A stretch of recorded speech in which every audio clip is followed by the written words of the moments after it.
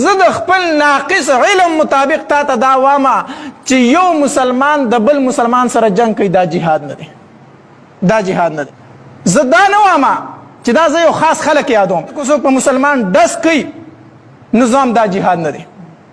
دا څنګه جهاد دی؟ یاره هغې طرف ته هغه هم وایي نری تکبیر الله اکبر، د دې طرفه دا هم وایي نری تکبیر الله اکبر. کو په افغانستان کې دی هغې طرف ته هغه هم وایي نری تکبیر الله اکبر، د دې طرفه دې هم وایي نری تکبیر الله اکبر. دا څه کومه معامله جوړه ده؟ الحمدلله رب العالمین والصلاة والسلام على من قال اللهم لا عيش إلا عيش الآخرة فاغفر للأنصار والمهاجرة. وأيضا قال اللهم لا خير إلا خير الآخرة فبارك في الأنصار والمهاجرة. أما بعد فأعوذ بالله من الشيطان الرجيم. بسم الله الرحمن الرحيم.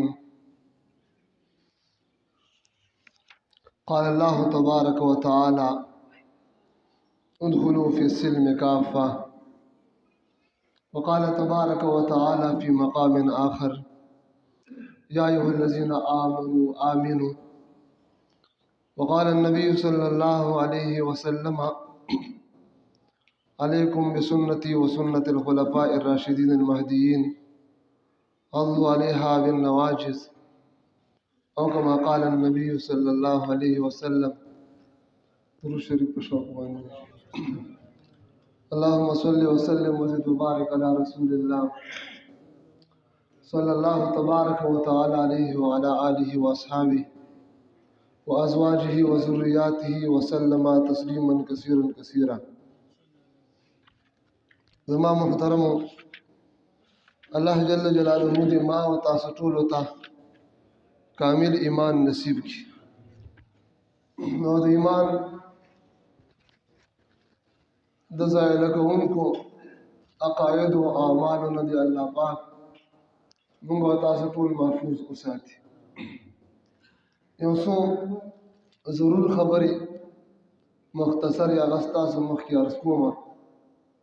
تو بیمار هم خزان میں بیا یم سلب ډیر مواد تاسو ته راوړه شي دا مجلس قیمتي شي. الله تعالی دې صحیح وینا او بیا موږ تاسو ټولو ته هغې د عمل توفیق نصیب کړي. ایمان، اسلام او کفر دا پیژندل په موږ او تاسو انتهایی لازمي دي. موږ ځان ته مسلمانان وایو، مؤمنان وایو، زموږ نه علاوه چې کوم خلک دي موږ هغې ته کافران وایو. نو آخر دا اسلام څه شی دی؟ ایمان څه شی دی؟ او کفر او کافری دا څه شی دی؟ چې کله انسان د ایمان او د اسلام او د کفر تعریفات وپېژني، په دې باندې پوه شي، نو په ډېرو ځینو کې د ډېرو غلطونو به محفوظ شي. او چې څوک پورې ایمان او اسلام، کفر او کافری مونږ پېژندلي نه وي، نو هغې پورې بیا مونږ د غلطیانو نه، د غټو غټو غلطیانو نه زمونږ د حفاظت امان مونږ ته څوک نشي راکولی. دې د وجې نه به مونږ او تاسو دا پېژنو د الله تعالی نه منودل، د الله تعالی نافرماني کول دا کفر دی. د الله تعالی منودل دا اسلام دی. خو د الله تعالی د احکاماتو تابعداري کول، چې الله تعالی په کومو احکاماتو په هغې باندې عمل باندې خوشحالیږي، او د الله د منهیاتو نه چې کوم نه الله منع فرمایلې ده د هغې نه ځان ساتل، دا به مونږ ته څنګه معلومېږي؟ ځکه مونږ ته برای راست د الله تعالی منشا نه ده معلومه، چې الله تعالی کوم کوم کار مونږ ته ویلي چې دا وکړئ، په دې زه خوشحالېږم، او کوم کار باندې الله تعالی خفه کېږي هغې نه مونږ منع کړي یو، نو دا مونږ ته پته نشته. نو دې لپاره یو واسطه پکار وه، چې هغه واسطه د الله پاک د طرف نه مونږ ته دا وښیي چې فلان فلان کار باندې الله خوشحالیږي، فلان باندې خفه کېږي، نو هغه واسطه د جناب محمد رسول الله صلی الله علیه وسلم هغه تشریف وروړو الله نبی او رسول رو لګو مونږ ته وښودل چې دا کارونه په دې الله خوشاليږي په دې نور الله پاک خپکیږي دا اسلام او ایمان دی دا کفر دی نو اوس راځو د ایمان او د اسلام تعریف ته چې اسلام او ایمان چاته وي نو زموږ علماء کرامو مختلف تعریفات کړي دي یو د هغه تعریفاتو نه د ایمان او د اسلام تعریف دا دی هو تصديق النبي صلى الله عليه وسلم فيما علم مجيئه بالضرورة هو تصديق النبي صلى الله عليه وسلم فيما علم مجيئه بالضرورة د الله د نبی صلی الله علیه وسلم په هغه کارونو کې د زړه تصدیق کول په زبان باندې اقرار کول چې هغه د حضور پاک راتلل دوه طریقو سره ساده الفاظو کې مبيومه یو د حضور پاک صلی الله علیه وسلم نه دغه کارونه ثابت وي ضرورتن او یو بس ضرورتن ورته بداهتن ورته تشریح درته کومه او دویم نمبر دا چې قطعي طور سره به ثابت وي یعنی دغه خلاصه دا شو د حضور پاک صلی الله علیه وسلم په هغه کارونو کې تصدیق کول زړه منودل چې کوم کار د حضور پاک نه قطعي طور یقیني طور ثابت شوی اوس قطعي او یقیني طور کوم څه د حضور پاک نه ثابت دي او قطعیت څه ته وایي هغه اعمال چې په داسې طریقې د حضور پاک نه نقل شي مونږ ته د حضور پاک نه صحابه د صحابو نه تابعینو د تابعین نو تبع تابعینو د تبع تابعین نو ورپسې لاندې ائمه تر نن ورځې پورې دومره لوی تعداد یو عمل د حضور پاک نه نقل کی چې عقلی طور هغه ته خلق د دروغ نسبت نشي کولی دې ته وایي قطعي طور دا اعمال لکه د حج رمضان منز د منز د رکعاتونه د زکات د مقادیر او اندازي دا ټول د حضور پاک نه دومره لوی تعداد صحابه بیا د صحابو نه دومره لوی تعداد تابعینو بیا تابعین نه تبع تابعین ورپسې راځه نن ورځ پورې دومره لوی تعداد دا نقل کړي دي چې څوک ورته د دروغ نسبت کولی نشي ځکه چې یو کس به دروغ وي دوه به وي درې به وي څلور به وي پنځه به وي دومره لوی جمع غفیره لوی تعداد کې چې خلک راځي او هغه د حضور نو ورېدلي دي بیا صحابو نه تابعین او تابعین نه تبع تابعینو نو دغه اعمال قطعي دا قطعي ثبوت دي دا څه دي قطعي په دې خبره پوه شئ چې هر زمانه کې دومره لوی تعداد نقل کړي وي او کار او عمل د حضور پاک نه چې هغه ته عقلي طور د دروغ نسبت کولی نشي دویم نمبر ما ویل چې بالضروره یا بداهتن یا ضرورتن به دا اعمال ثابت دا اعمال به هغه اعمال وي دا عقاید به هغه عقاید وي چې هر خاص او عام په منځ کې به مشهوري هر خاص او عام منځ کې به مشهوري روزه زکات حج جهاد دا ټول داسې اعمال دي چې خاص هم پیژني او عام هم پیژني نو داسې اعمال چې حضور پاک علیه السلام مونږ ته نقل کړي قطعي طور یو دویم نمبر دا قطعیت سره دا بدیهی وي دا ضروری وي یعنی دا هر عام او خاص پیژني نو داسې اعمالو کې د حضور پاک د زړه تصدیق کول دي د ایمان وایي څه ورته وایي ټول پیښ وایي زړه تصدیق کول او بیا د دغه اعمالو تابعداري کول د حضور پاک په دغه اعمالو کې تابعداري کول په اندامونو سره په جوارحو سره په اعضاء سره د اسلام وایي د څه وایي اسلام وایي ګوره اسلام او ایمان دا اتفاقی خبره ده چې اسلام او ایمان یو بل سره لازم او ملزوم دي څه مطلب اسلام بغیر د ایمان نه قابل قبول نه دی او ایمان بغیر د اسلام نه معتبر نه دی اسلام الله پاک ته هغه قبول دی چې ایمان ورسره ایمان الله ته هغه قبول دی چې اسلام ورسره د دې شروع مبدا او انتها کې صرف فرق دی نور یو شی دی د دې تصدیق شروع کیږي د دې محل او زید زړه د دې زړه نه شروع وشي ابتدا د زړه کیږي او بیا د دې انتها کیږي په اعمالو باندې په اندامونو باندې او د اندامونو شروع وشي انتهای کیږي په زړه باندې خبره پوهېږي که نه پوهېږي سیده ساده الفاظ کې لږ نور وضاحت د انسان تصدیق شته چې د الله پیغمبر صلی الله علیه وسلم سره وړي دي دا صحیح دي دې کې څه خبره نشته څه شک پکې نشته زړه تصدیق شته خو د دې تصدیق انتها په اعمالو په اندامونو باندې رانغه کوي نه په ژبه اقرار نه کوي په اندامونو باندې اعمال نه کوي نو دا تصدیق معتبر نه دی او کچارته کې یو سړی اسلام ظاهري مسلمان دی په دې ژبه ارس مني اوس لکه تصدیق نشته د دې اقرار او د دې ژبې د دې اظهار د دې انتها په زړه نه ده شوی زړه کې نه مني صرف خولې نه مني نو دا منافق دی دا ایمان معتبر نه دی اوس راځو دې خبرې طرف ته ته تاسو یو نقطې طرف ته بوزم او یو ډېر دا یو ضروري بحث دی اگر چې دا زه کوشش کوم چې دا آسان کوم خو کېدای شي د چا فهم ته ونه رسي کوشش به چې ورسي ان شاء الله د ایمان او د اسلام د پاره صرف لا اله الا الله محمد رسول الله ویل کافی نه دي ځکه تاسو ته ما اوس ویلې چې د اسلام او د ایمان د پاره دوه خبرې ضرور دي دا لا اله الا الله محمد رسول الله دا د جبې اقرار په زبان باندې تا ویلې دویم نمبر اوس دې سره په زړه کې تصدیق پکار دی او تصدیق به د کوم خبرې چې کومې ټولې حضور پاک مونږ ته وروړي دي ټولې خبرې او وروړلې څنګه قطعي تورم وي او بدیهي تورم وي یعنې دومره کلک اندازې سره د هغې ثبوت شوي ده نو قطعي طور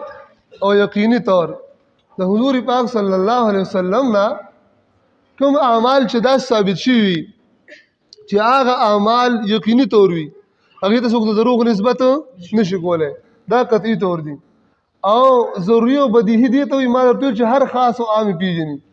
نو زه به یو مثال درکوم حضور پاک مثلا دا یو مثال دی ښه دې نه زیات کم کېدی شي حضور پاک صلی الله علیه وسلم مونږ او تاسو ته مطلب 15 اعمال راوړل 15 اوس دغه 15 واړه اعمال دا 15 په 15 باندې د دې په ژبې سره اقرار کول او زړه تصدیق کول دا ایمان دی دا څه دی جی چې زړه کې کله تصدیق وکړي دا ایمان دی چې په ژبه اقرار وکړي بیا عمل کې راولي دا اسلام دی دا څه دی دا اسلام دی نو د دې 15 واړو خبرو منودل اوس کلمه شته یو سړی ټول لا اله الا الله لا اله الا الله وسر محمد رسول الله موي خو دې 15 اعمالو کې یو عمل نه مني زړه نه تصدیق نشته یا په خلی باندې اقرار نشته دا سړی مسلمان کې دی شي مسلمان کې دی نشي یا رنګ ضرورت دین نه یو بل مسله ده چې هغه داسې عوام او خاص ته معلومه وي لکه د حضور پاک صلی الله علیه وسلم خاتم النبیین کېدل چې حضور علیه السلام نه وروسته بل نبی نشته مرزایان او قادیانان کلمه وایي که نه وایي همدغه کلمه لا اله الا الله محمد رسول الله دغه کلمه وایي خو دغه 15 اعمال چې حضور پاک صلی الله علیه وسلم مطلب راوړي یا دا حضور علیه السلام مونږ ته را رسول دي په دې کې یو دا هم دی چې زه خاتم النبیین یم زه سیمه خاتمون زمان رسول بل نبی تاسو ما توجه ساتي نو حضور علیه السلام چې څوک خاتم النبیین نه مني او روزانه یو لاک کرته کلمه وایي دا مسلمان کېدی شي مسلمان کېدی نو موږ په دې باندې اسلام حکم نشو لګولی نو یاد لري محترمو چې د حضور علیه د ایمان او د اسلام د پاره د مسلمانۍ د پاره مدار د کامیابی صرف کلمه نه ده چې انسان صرف کلمه وایي بس دې لاړه په دې به کامیابیږي او بیا د باندې د جنت ټیکټ د سره ولګېده د کلمې سره د به ټول اعمال ضروریات دین به ټول مني ټول په ټول مني او دا هم یاد ساتئ چې د اسلام د پاره اسلام کې داخله دل لپاره چې 15 اعمال دي ټول منودل ضرور دي ټول منودل څه دي اسلام دروازې ته د اسلام کلی ته د اسلام د کور ته به ال رانه نوځي چې دا 15 اعمال دي 15 ومني خو د اسلام نه د وتلو د پاره د ټول نه انکار ضرور نه دی که انسان دی 15 سلور مني او یو یې اون منو د بیا هم څه شي دی جی کافر دی بیا هم څه شي دی کافر دی نو زه اوس راځم اصل مسلې طرف ته زموږ وجنه دی دا یو عجیبه خبره ده ډېره اهمه مسله ده په دې کې زموږ ډېر خواص خلک یعنی علما طلبه هم خویږي او صرف کلمه وایي په اسلام حکم په لګاوه ما تقریبا 3 کرتا مرګرو د یو مولا صاحب کلیپ هغه راسړ ما ته دا څه وایي خو ما به جواب نه کول خو بهرحال دا خو نن سبا د سوشل میډیا دور دی په دې باندې دا خبرې خلک خوري د مسلمانانو عقاید خرابېږي نظریه خرابېږي د مسلمانانو ذهن ټول ګډوډېږي دې وجې نه ما هغه خبرې جواب ته دا ټوله مقدمه کېښوده چې اسلام صرف یو سړی وي بس د کلمو ویل لا اله الا الله محمد رسول الله دا مسلمان دی نور که ذریات دین کې یو خبره نه مني که 2 نه مني که 3 نه مني که 4 نه مني او چې کلمې ویلې د مسلمان دی د سره جنگ ناروا دی دی ویشتل ناروا دي د سره جهاد نشته نه دا خبره بیخي غلطه ده د تاسو ته سویم با حواله درته ویم چې انسان کلمه ویلې ده مسلمان دی لا اله الا الله اقرار هم کوي د محمد رسول الله اقرار هم کوي تصدیق هم کوي په ذریات دین نه یو خبره کې منکر دی لکه قادیانی او شیعه دی په خبره پیش نو کلمه دی وي دی وجه نه بیا هم کافران دي او یې سره جنگ په اسلام کې شته نو دا خبره اصل کې هغه مولا صاحب نه څوک پوښتنه کوي چې څوک کلمه وایي نو مسلمان سره جهاد شته او که نشته نو دوی څوک چې کلمه وایي نو هغه مسلمان دی مسلمان سره جهاد نشته نو تاسو لږ په دې خبره باندې پوهیږم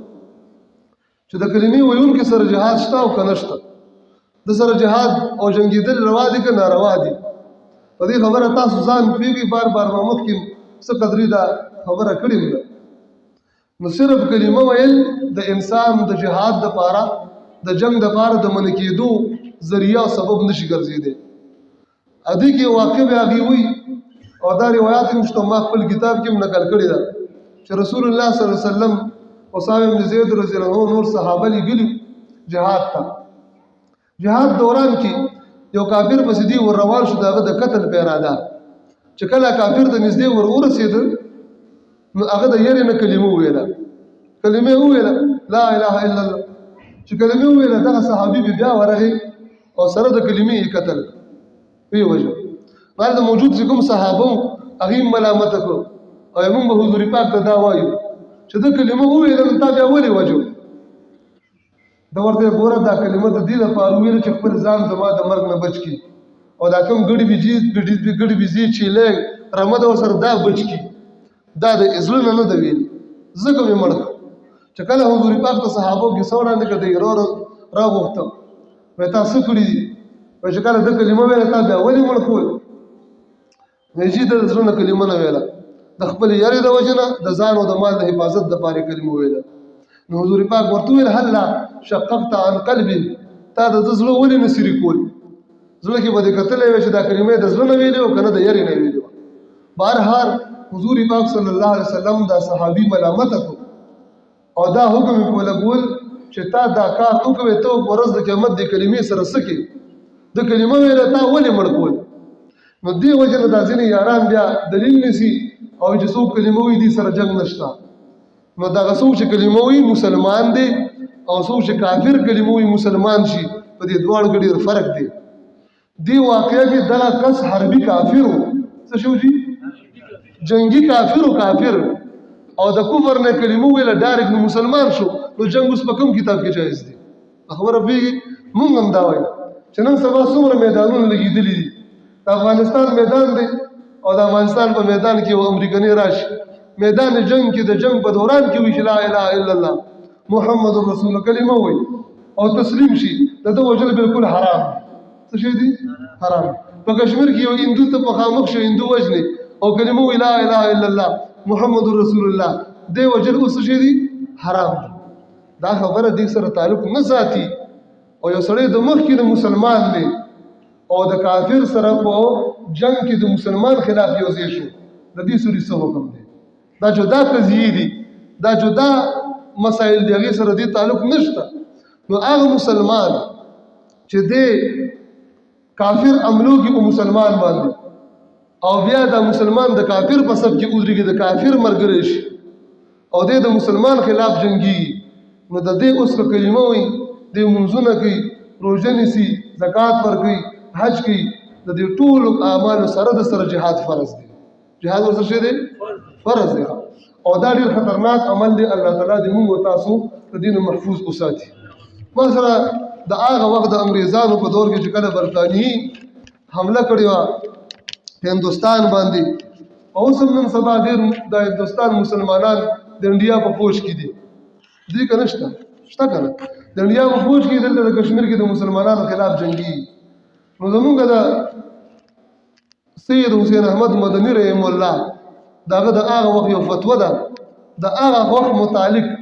چې کوم مسلمانان د کافر په صف کې ودرېږي او بیا د مسلمان خلاف جنګي نو د څه حال دی دا لږ تاسو ته وایم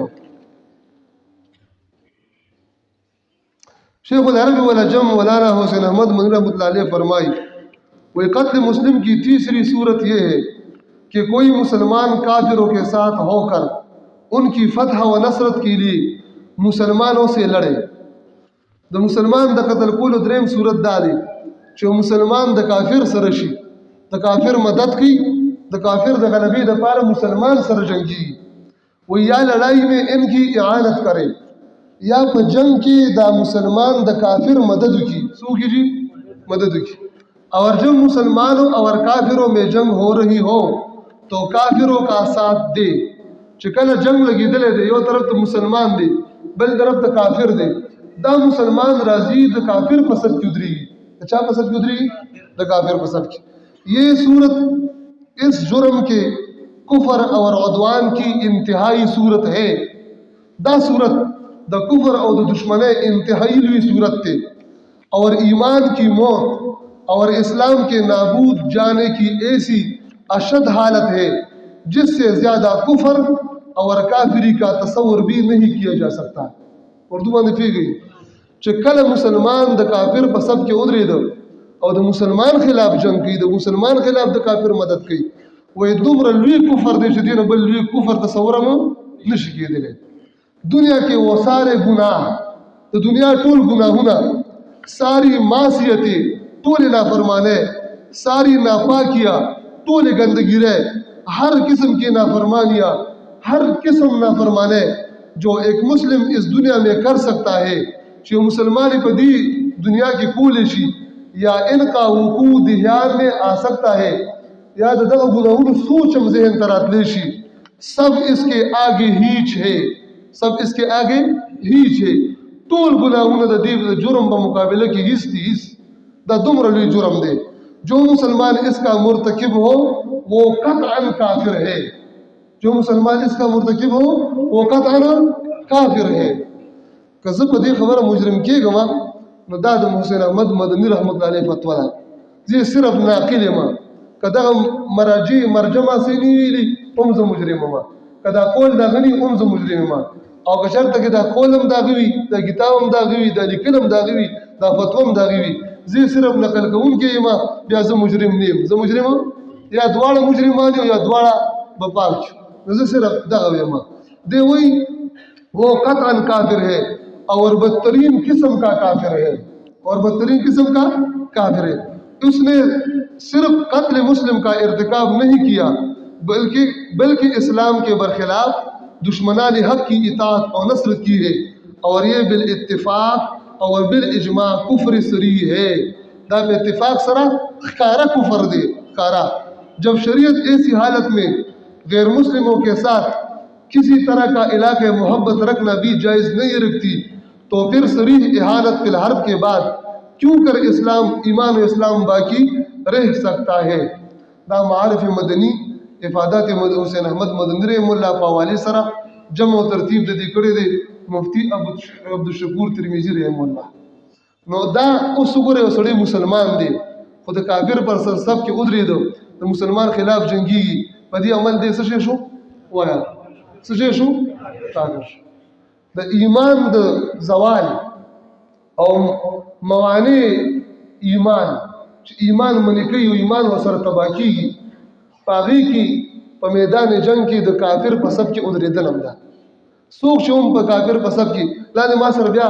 دویمه فتوا د مولانا عبدالحق رحم الله د کوم چې تفسیر حقانی لیکلی دی دغه هم دغه فتوا ده چې په دې سره انسان کافر کیږي دا کرنګي دا ما سره الفتاوی کاملیه ده فی الحوادث الطرابلسیه په دې کې هم سوال شوی دی د حضرت نه سوال شوی دی چې کافر دی د مسلمان په ملک باندې حمله وکړي او بیا د مسلمانانو عزتونه لوټ کړي دی باندې حمله کړې ده د دغه مسلمانانو نه ځینې مسلمانان رابیل شي او د کافرانو په صف کې ودرېږي او د دې مسلمانانو خلاف جنګيږي د کافرانو مدد کوي وایي د دې حکم څه دی د دې حکم وایي څه دی نو حضرت ورته فرمایي وایي د دې حکم د دغه کافر پرنګ دی دا کوم کافر چې حمله کړې ده د دې مسلمان حکم څه شي دی د دغه کافر پرنګ دی څنګه چې دغه کافر وجل واجب دي دغه کلمه ګو مسلمان وجل څه شي دی واجب بس د حکم لاړ د دوی نه حذر شو دار ما سره دلته کې دار المختار علامه شامی تنفیل په دې نفل او مال غنیمت باندې بحث دی کوي چې امیر د مجاهدینو کله کله لکه رسول الله مبارک فرمایل من قتل قتیلا فله سلبه جنگ کې به کله اعلان وکړو د مجاهدینو د تیزی د پاره چا چې کوم کافر مړ کو دا کافر چې څومره ساز اسباب دي سامان دي تور دا دال دي دا به د دک مجاهد وي نو دې په دې حدیث باندې او په دې تنفیل باندې بحث کوي او بیا راځي چې کوم مسلمان د کافر په صف کې ودرېږي د کافر په صف کې ودرېږي د مسلمان خلاف جنگ کوي دی وی وان کان مباح الدم